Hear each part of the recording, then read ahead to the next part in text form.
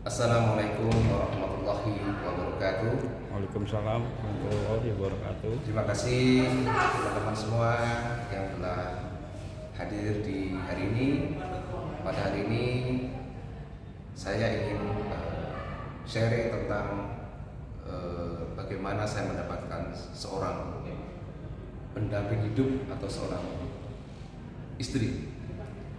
Jadi perjalanan saya dalam mencari seorang jodoh itu memang tidak disangka-sangka bahwa benar jodoh, mati, rezeki itu yang di tangan Allah.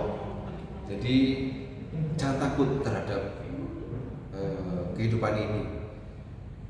Jadi waktu saya ingin memiliki istri ataupun jodoh, saya berjuang.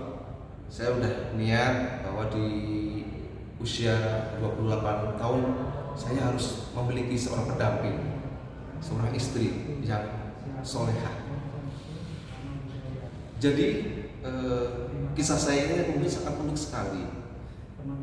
Dari sekian perempuan yang mungkin dikenalkan ke saya ataupun yang suka sama saya, itu dirasa di hati saya kok belum ada rasa mengena di hati, sehingga saya berusaha mencari dan mencari sampai saya harus pulang kampung untuk mencari jodoh saya. Makanya saya yakin kalau kita mau berusaha pasti akan mendapatkannya. Alhamdulillah waktu saya pulang saya sempat dijodohkan sama anaknya teman bapak, tapi karena saya merasa ini adalah tanggung jawab saya, jadi saya harus mencari sendiri. Sehingga ada beberapa teman-teman ataupun kenalan yang mungkin saya perlu follow up, ternyata ada aja halangannya sehingga saya tidak mendapatkan jodoh di Jawa. Jadi saya terus berusaha, saya kembali ke Kalimantan. Setelah kembali ke Kalimantan, ada rekan kerja saya di Dinas Pekerjaan Umum Cipta Karya Kutai Kartanegara, yang mungkin melihat saya orangnya jujur, baik dan tidak sombong, sehingga mungkin dia ada terlintas di pikirannya kenapa dia punya teman yang saat itu memang belum punya pendamping. Dari sebuah buku yang dia pinjam yang milik saya itu, teman saya itu menyelipkan sebuah foto yang saya kira ini merupakan awal perkenalan saya dengan dengan calon istri saya ini. Jadi teman saya meminjam buku saya, setelah selesai dikembalikan, tapi nggak langsung ke saya, tapi dimasukkan di laci kantor saya, meja kerja saya. Beberapa hari belum saya lihat, setelah saya ambil buku saya lihat, kok ada foto seorang gadis pakai baju toga wisuda yang menurut saya sangat cantik. Saya sampai membatin, bidadari mana ini kok ada di buku saya seperti. Nah, kemudian saya coba menanyakan ke teman saya, ini siapa kok ada di buku saya?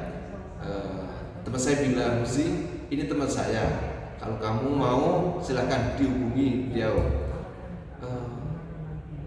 Saya tanyakan, dia tinggal di mana? Dia tinggal di Samarinda, ini nomornya, siap.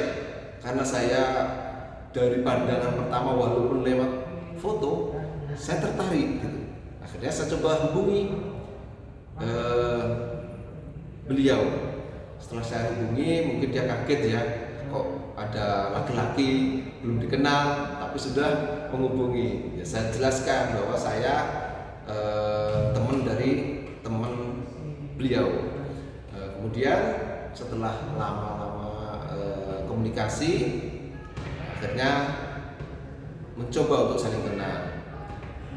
Berjalannya waktu, saya mencoba untuk bertemu dengan dia dan serius dengan dia, tapi ternyata beliau sudah memiliki seorang cowok waktu itu, ya pacar lah gitu. Sehingga alasan dia kenapa tidak mau dengan saya ataupun menghindari dengan saya karena dia sudah memiliki seorang pacar atau cowok. Oke, akhirnya dalam hati, kalau memang dia jodoh saya, pasti Allah akan mendekatkan ke saya. Tapi itulah, selama saya mengenal dia sempat 6 bulan kita lost komunikasi, jadi nggak ada komunikasi sama sekali. Tapi saya masih batin, kok saya terus mengingat dia, walaupun ini nggak tahu apakah ini perasaan yang benar atau tidak. Tapi alhamdulillah ternyata setelah 6 bulan akhirnya dia kok menghubungi saya lagi, ada apa ini kan gitu. Sehingga saya tanya, oh ada apa kok menghubungi saya lagi. Akhirnya dia berterus terang bahwa dia sudah putus dengan cowoknya, dan disitulah saya akhirnya berani untuk masuk ke dalam lebih dalam lagi untuk mengenal dia. Setelah bertemu terus beberapa kali berkomunikasi, ketemu langsung, akhirnya saya utarakan bahwa saya berniat untuk menjadikan dia menjadi istri saya. Setelah itu dia kaget, kok secepat itu, Januari kenal, saya minta mahar untuk menikah. Akhirnya heboh, keluarga juga heboh, kok ini ada laki-laki kok baru kenal 1 bulan langsung ngajak nikah. Akhirnya saya beri kesempatan ke beliau untuk diskusi dengan keluarganya.